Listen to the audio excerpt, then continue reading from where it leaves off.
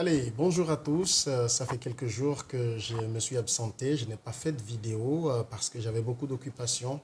Mais Dieu fait grâce. Et je pense véritablement à vous pour partager encore avec vous quelques paroles rapidement. Et j'ai tout de suite à cœur de partager avec vous une puissance qui se cache en vous et que peut-être vous ne soupçonnez pas, qui est la puissance de votre langue, de la parole que vous avez sur la langue. Regardez, je vous lis ce verset très puissant dans Proverbes chapitre 18, le verset 21. La Bible dit, la mort et la vie sont au pouvoir de la langue. Qui l'aime en mangera le fruit. Selon le fruit que vous laissez votre langue produire, eh bien vous allez récolter cela.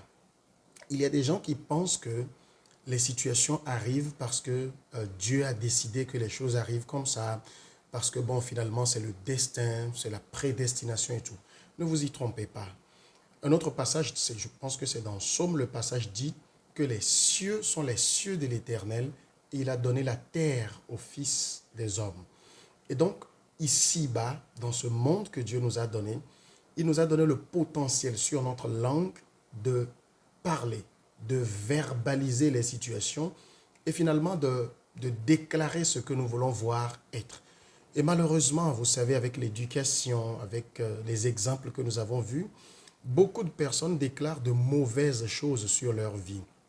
Leur langue est prompt à confesser de mauvaises choses et après quand ils voient ou quand elles voient de mauvaises choses arriver, elles ne se doutent pas qu'avec le temps, elles ont déclaré ces choses et voilà pourquoi elles arrivent.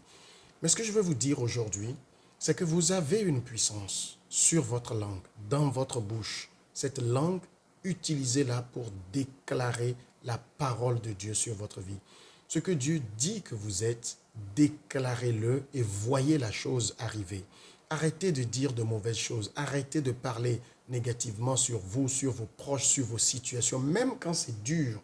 Et la foi est proclamée. Vous savez, dans la Bible, dans Genèse, la Bible dit « Dieu dit ». C'est lorsque Dieu a dit que les choses sont arrivées. Et ce pouvoir, vous l'avez. Et vous devez l'utiliser à bon escient.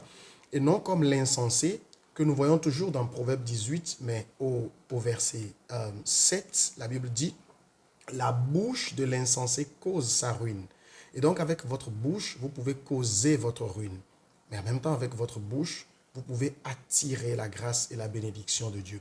Il n'en tient qu'à vous à le faire. Je vous encourage, bien-aimés, sur votre vie, sur votre famille, sur vos activités, sur toutes les situations, les maladies ou quel que soit ce que c'est, utilisez au nom de Jésus la foi en déclarant ce qui doit être. Soyez bénis. Amen.